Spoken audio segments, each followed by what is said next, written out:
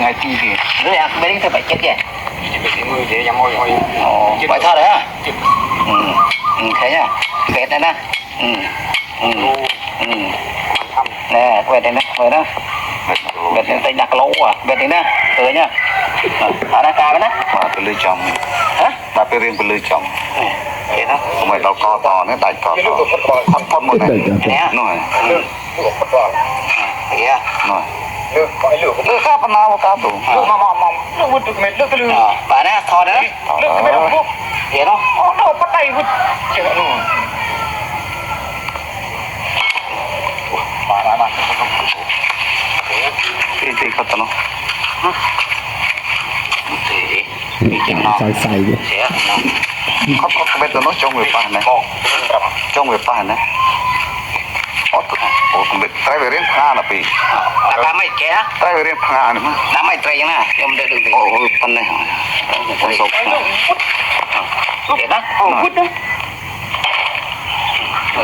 mà ăn cái đó gì ơi mình nào bỏ tại cái con này con một nó nó hơi rồi kia cò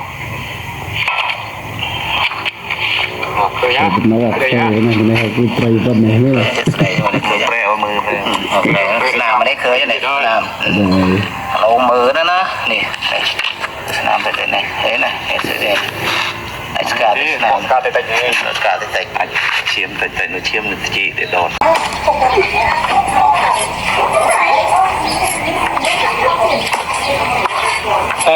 pe มูดอายุหาท่อมเนาะเนาะเบ็ด បាទសូមអធិស្ឋានពុកម៉ែបងប្អូនទាំងអស់គ្នាដែលបានមើលវីដេអូនេះមិនមែនចង់បង្ហាញពីការប្រមាថជីវិតគេទេនេះគឺចង់បង្ហាញអំពីរុក្ខជាតិនិងធម្មជាតិដែលអាចធ្វើឲ្យសាច់ស្វិតគង់ធន់កັບមិនមុតបានអំពីដើមរុក្ខជាតិដែលអាចធ្វើឲ្យសាច់គង់គឺបងប្អូនសង្កេតមើលនៅលើមិត្តត្រីនៅនឹងមិត្តត្រីដែលមានរុក្ខជាតិជាវัวចងនៅមិត្តត្រីនោះដែលអាចធ្វើឲ្យសាច់ត្រីនេះគង់ស្វិតកັບមិនមុតរុក្ខជាតិនេះគឺជារុក្ខជាតិមួយដោះពីធម្មជាតិបងប្អូនមើលវីដេអូជាក់ស្ដែង